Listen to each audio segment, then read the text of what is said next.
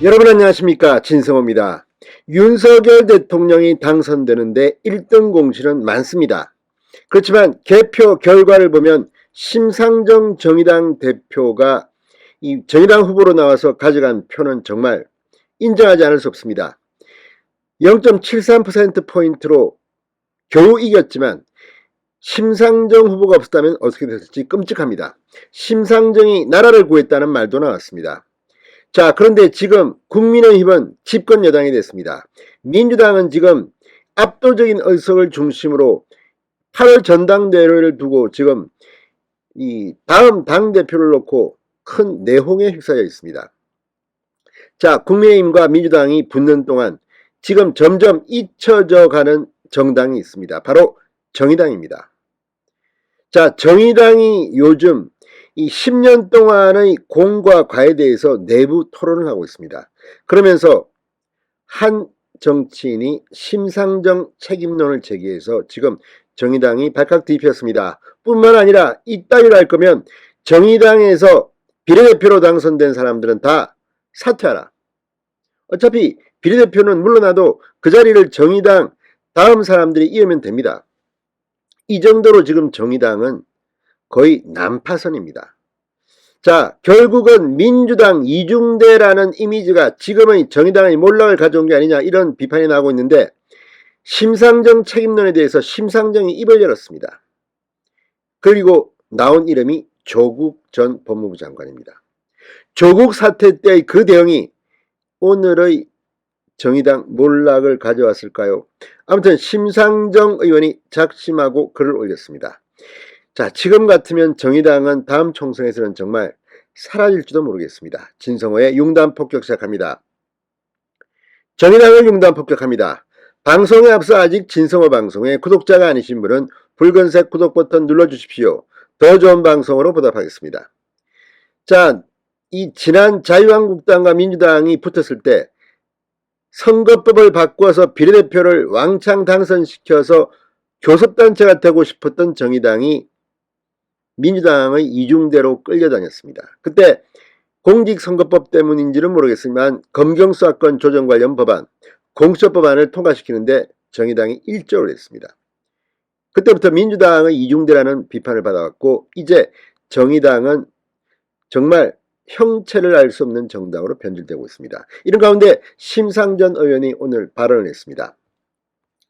자, 심상정 의원이 오늘 조국 사태 국면에서의 오판으로 진보 정치의 도덕성에 큰 상처를 남겼다. 조국 사태와 관련한 당시 결정은 명백한 정치적 오류였다고 고백했습니다. 조국 전 장관이 정말 여럿 망하게 만들었습니다. 그리고 여럿을 성공시켰습니다.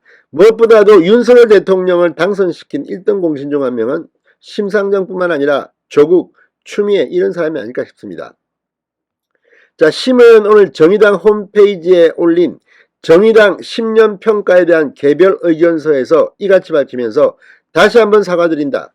이 사건은 제게 두고 회환으로 남을 것이라고 말했습니다. 정의당은 2019년 8월 9월 조국 법무부 장관 후보자 청문회 전국 당시 처음에는 조국 후보자 임명에 부정적이었습니다. 조국을 둘러싼 여러 의혹이 불거지자 2030은 상실감과 분노를, 4050은 상대적 박탈감을, 6070은 진보진영에 대한 혐오를 표출하고 있다고 지적하게 됐습니다. 그렇지만 그것으로 끝이었습니다. 정의당이 요구해왔던 준연동형 비례대표제라는 선거법 개정안을 민주당이 강행 통과시킨 때부터 당론이 바뀌었습니다. 요걸 통해서 정의당이 재미 좀 보고 민주당을 위해서 해보자 뭐 이렇게 바틀을 한 겁니까? 정의당은 여러 우려에도 불구하고 사법개혁의 대의 차원에서 대통령의 임명권을 존중하겠다고 했고, 조국을 둘러싼 검찰 수사에 대해서도 검찰의 정치적 행위의 진위를 엄중히 따지겠다고 비판했습니다. 그때 당대표가 심상정이었습니다.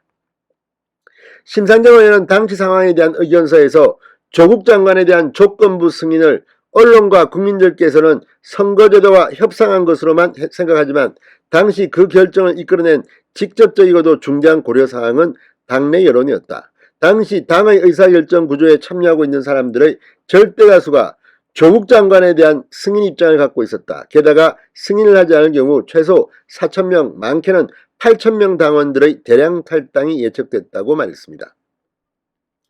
자, 그런데 이거는 변명에 불과합니다.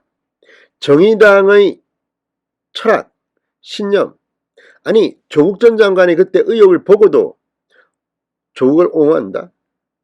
자책골입니다. 당시 대표 심상정은 책임을 져야 하는 겁니다. 심 의원은 정의당에서는 당대표 2번, 대선 후보 2번을 했다. 정의당의 오늘에 이르기까지 개별 행위자로서 가장 큰 영향을 미친 사람이고 그만큼 책임도 무겁다. 그간 당을 주도해온 세력은 낡았고 심상정의 리더십은 소진됐다. 진보정당 1세대의 시름이 끝났다고 본다. 민주노동당 창당 이래 23년을 버텨왔지만 우리는 미래를 열지 못했다. 그 지난한 과정에서 저희 책임을 통감한다고 말했습니다. 지금 정의당 안팎에서 제기되고 있는 비례대표 국회의원 총사퇴 주장에 대해서는 일부 당원들께서 비례대표 의원 총사퇴를 촉구하고 있고 비례의원들에게 여러 공과가 있을 것이다. 하지만 2년 남짓 활동한 비례국회의원들에게 물을 수는 없다고 생각한다고 말했습니다. 아무튼 지금 정의당은 우리가 생각하는 이상으로 내홍에 시달리고 있습니다.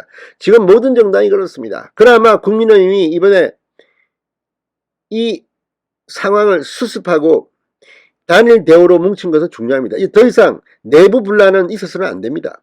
지금 민주당도 정의당도 내부 혼란입니다. 심상정 의원은 가장 큰 책임이 있는 사람으로서 이 상황을 맡게 된 것에 대해 당원들에게 송구스럽고 국민들에게 민망하다. 국회의원들의 정치활동에 대해 평가와 성찰과 분발을 촉구하시더라도 주요한 책임의 몫은 저에게 돌려달라. 더 깊이 성찰하고 위기 극복을 위해 책임질 방안이 무엇인지 숙고하겠다. 자, 그런데 이 심상정의 글을 보면 알겠지만 이제 심상정 의원 한 명이 지금 지역구 의원입니다. 다음 총선 때 지금 상태로 간다면 정의당은 지역구 의원을 내기는 힘들 겁니다. 비례대표 역시 쉽지 않을 겁니다. 아무튼 지난 10년의 정의당 실패의 책임, 그건 무엇보다 민주당 이중대를 했기 때문이 아니겠습니까? 진성호의 융단 폭격이었습니다. 여러분 감사합니다.